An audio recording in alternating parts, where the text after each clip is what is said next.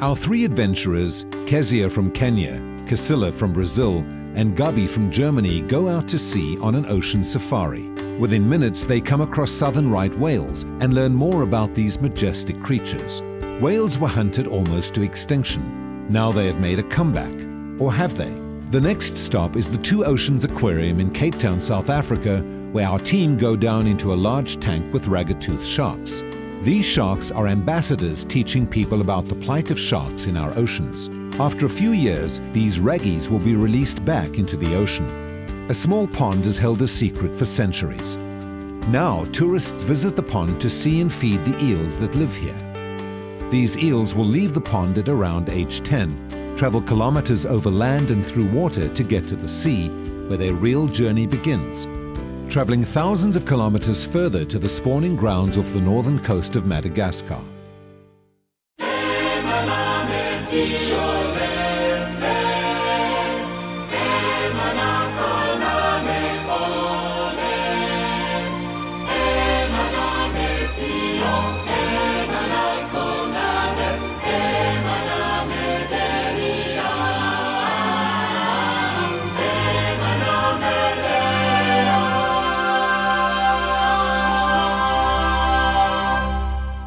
Hello and welcome to a lovely day at the beach, and we're here at Plettenberg Bay. Now Plettenberg Bay is on the south coast of South Africa. It's about 400 kilometers away from Cape Town, and we're just about to go out into the ocean for some ocean safari adventures.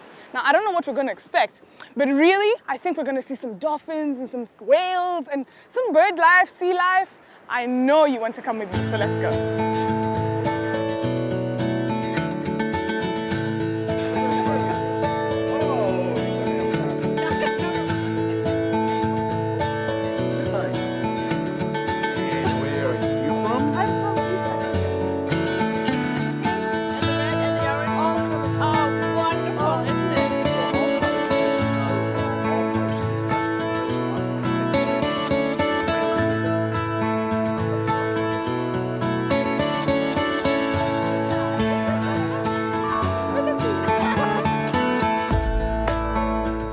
What do you expect we might see? Looking in this season, man, definitely southern right whales. Okay. Let's say about 10 minutes. That's our record. Where we expect to find our first sighting. Yeah. Excellent. This way. Ocean Blue Adventures offers ocean safaris for tourists. Having a special permit, their boat can approach whales up to 50 meters instead of the usual 300-meter restriction. This allows for up-close and personal encounters. The boat is launched in a very unusual way. A four-wheel drive vehicle pushes the boat off the sandy beach at high speed. There we go! Hey, there we go. That's the launch. Yeah. Okay, folks. What we're going to do now, towards the left-hand side is Kierboom's area. Towards the right is the Roebuck Peninsula. So if we're going to be running this direction, we'll be actually searching for the southern right whales.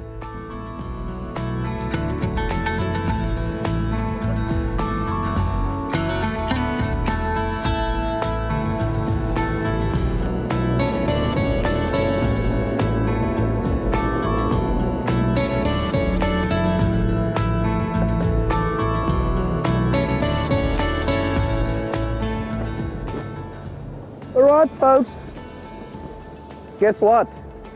We just gone past a southern right whale. And remember that the animals can actually pick up the sound from the engines. They are aware of the presence of the boat. If you look at this one at 12 o'clock coming towards us, it's a good sign that the animal might be comfortable with the presence of the boat.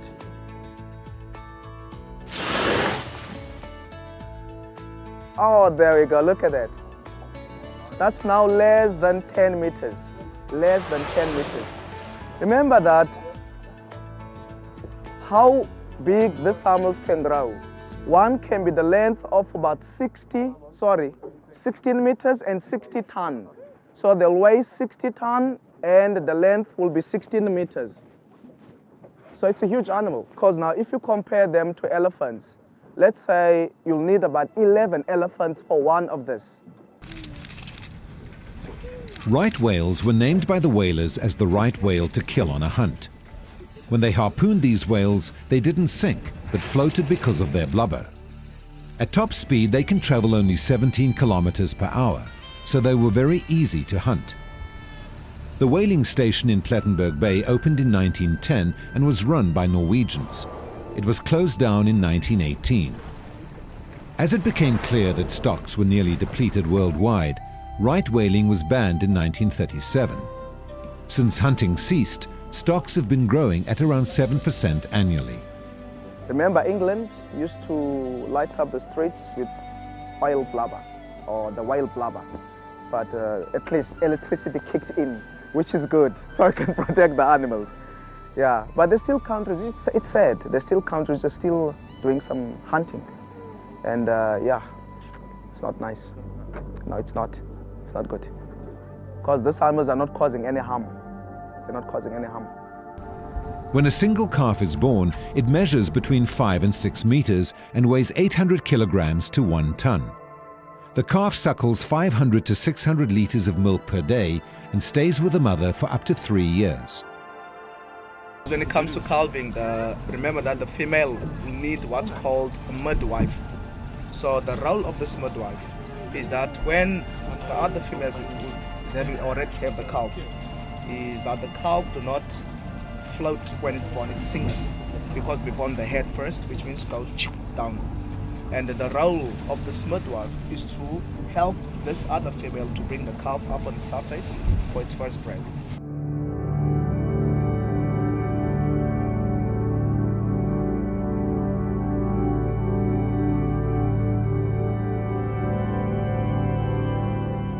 Advice, if it does happen that this whale go under the boat or below the boat, just stay calm. Don't do anything. Except when it pops up on the other side, then you take its pictures.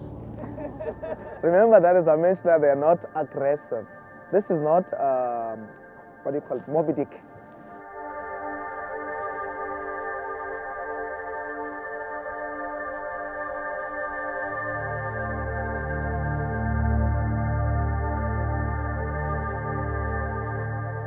So we're gonna carry on and head down the coastline and have a look for more. But with regulations, folks, everybody please just know this, is if we drive past whales and anything to do with the mother and the calf, know that we cannot stay. We have to go past.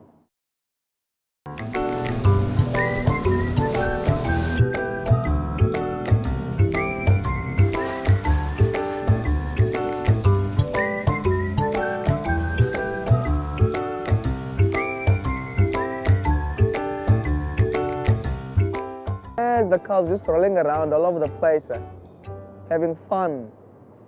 Life is good. Such a beautiful thing to see. Look at that.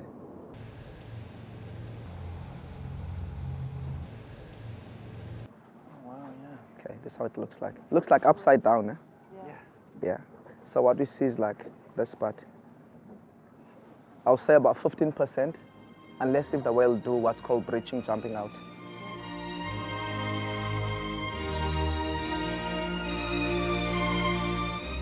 Around Plettenberg Bay's peninsula, about 4,500 Cape fur seals have made their home. The Cape fur seal is only found around the coast of the southern tip of Africa. It is an inquisitive, curious and friendly animal when in the water and will often accompany scuba divers on their dives. They will swim around divers for several minutes at a time, even at depths of up to 60 meters. On land, they are far less relaxed and a bit wary of people. As with so many other animals, there is competition between humans and seals for food, and this has led to the inevitable conflict of interest.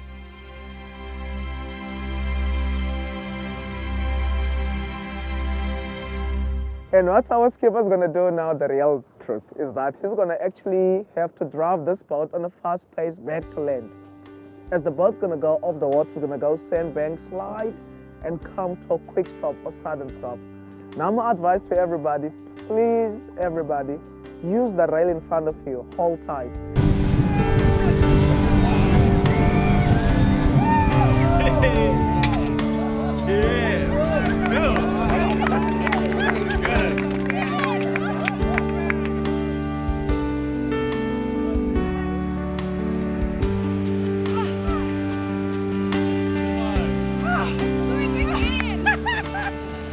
Tiere in ihrer natürlichen Umgebung zu beobachten, ist einfach faszinierend.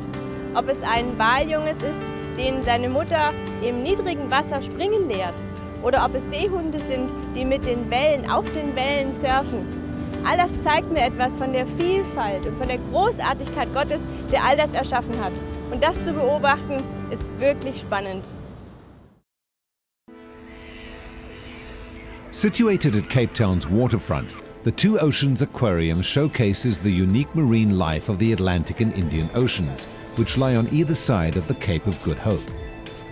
With more than 3,000 marine creatures on view, there is a lot to see and enjoy.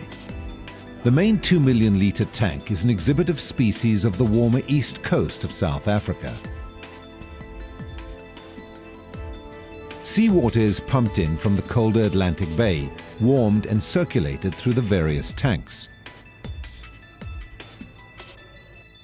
5 large ragged-toothed sharks live in the predator tank together with many other species of fish.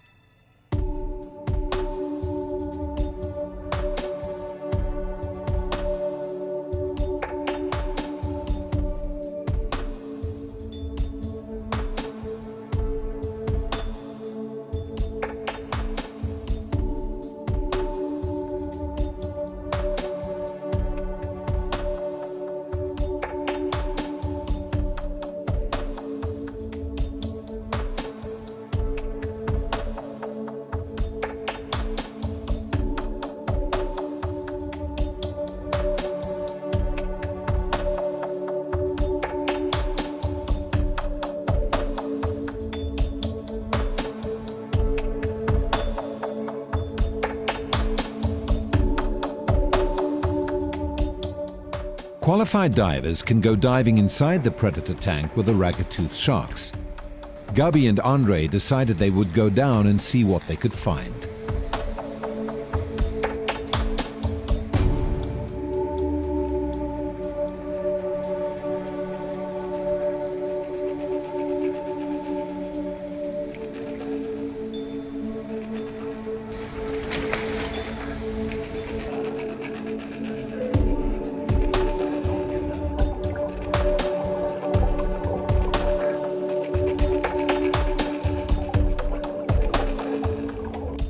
Ragged-toothed sharks, also known as grey nurse sharks in Australia and as sand tiger sharks in the USA, occur in temperate to tropical coastal waters of the Atlantic, Indian and Western Pacific Oceans.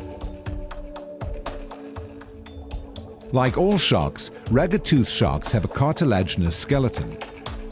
They grow to about 3,2 meters in length and live to about 30 years of age. Sharks' teeth are arranged in rows that continually move slowly forward, like conveyor belts. This ensures a constant supply of sharp new teeth and results in sharks losing and replacing thousands of teeth in a lifetime. Divers in the aquarium like to look for shark teeth on the floor of the tank.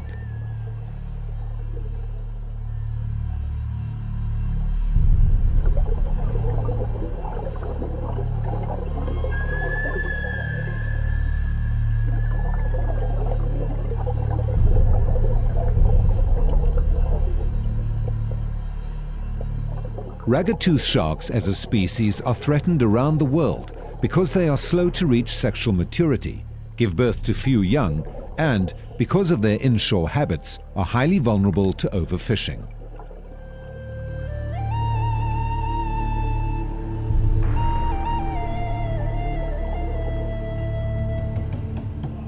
Eagle rays are bottom dwellers which use camouflage, toxic spines, or electric shocks to defend themselves against predators.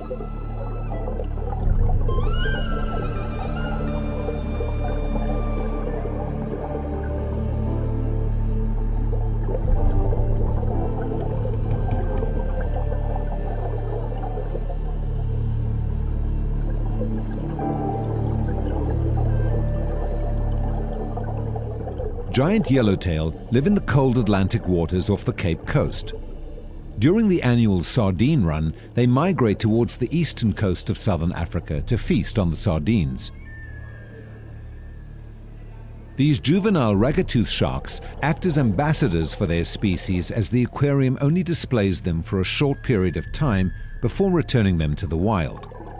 Once they reach a certain size, they will release them further east, at Buffalo's Bay, where other ragged-tooth sharks of similar age are found.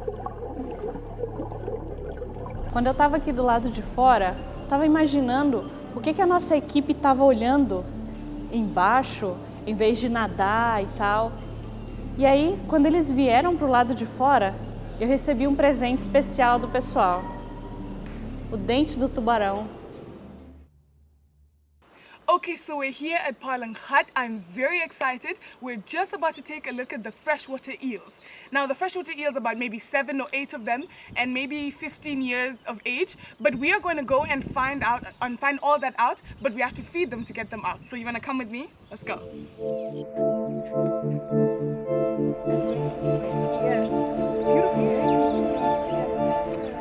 Generations of these eels have been living in this freshwater pool probably long before they were discovered by people who came to live in the area.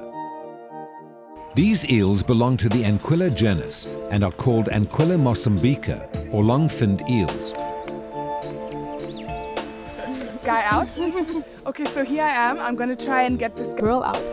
I know she's down here. So I'm going to put my hand in and see if she'll come in, as if I'm feeding her. So, where are you? Where are you? Come on. There she is. There she is. Come on. Come on.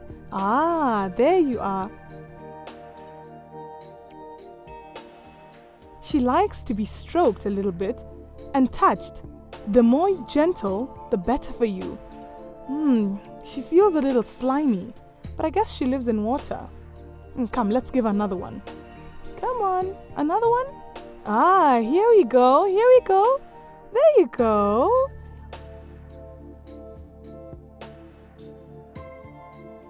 You see?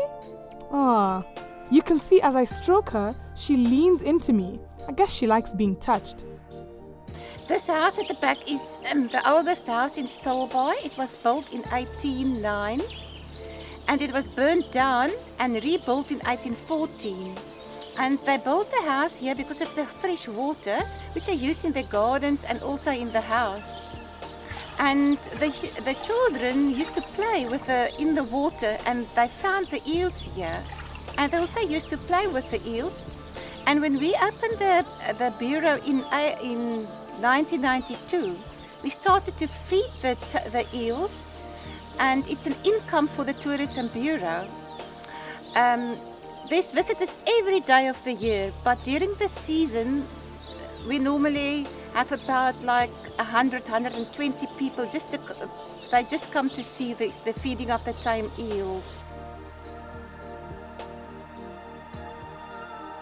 After feeding in fresh water for around 10 to 20 years, the eels are ready to start their long journey to the ocean to breed. Their external features undergo dramatic changes. The eyes start to enlarge in size. The eye pigments change for optimal vision in dim blue clear ocean light. And the sides of their bodies turn silvery to create a counter-shading pattern to make them difficult to see by predators during their long open ocean migration.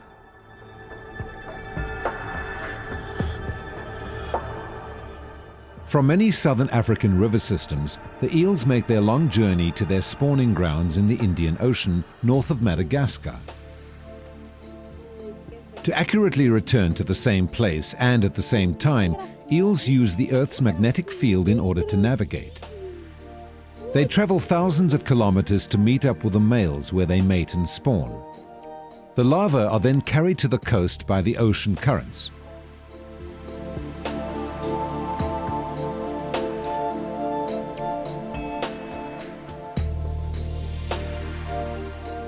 The young eels, known as elvers, swim up the rivers mainly at night to reach freshwater ponds and dams where they will live most of their lives until the cycle begins again.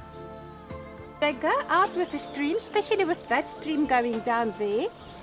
And when they reach a place where they can't swim, they just get out of the water and then they become slimy and they breathe through their skins and they can move over the ground, they can move over land. And when they reach a place where they can swim again, they just get back into the water and they go down to the river and down to the sea. The life cycle of an eel used to be a simple affair before man started building obstacles like dam walls and weirs across rivers. Amazingly, the elvers managed to overcome most obstacles on their journey, but in some cases these man-made obstacles do prevent the natural migration of eels. In many parts of the world, eel populations have been reducing rapidly recently. The destruction of freshwater wetlands, overexploitation, and the construction of dams and weirs have all led to this decrease. They like it when you touch them. Can you see the blue eyes? Kom. Beautiful blue eyes. Kom. Kom. Daar is hy. Oh, take it out. It's so slippery. You can't take them out. Get it out.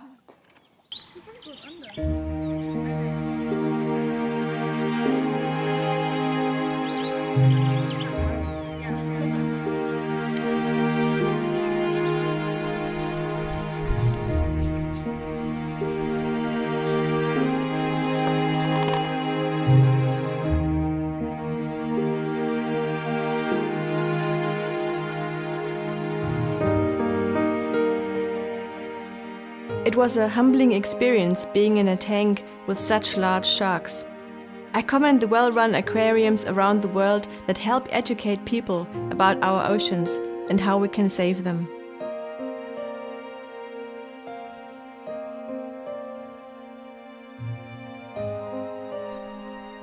What fascinated me the most was the fact that eels travel so far and know exactly where to return. It's as if they have their own built-in GPS. It is likely that the eel integrates a sort of map for the journey that she will use to return someday to continue the cycle of life. How amazing that they had GPS long before we had it. When I see the huge whales, I cannot help but marvel at God's creation.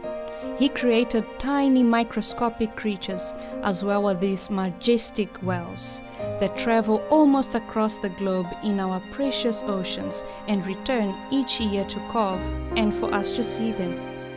Thank you for joining us on Animal Encounters.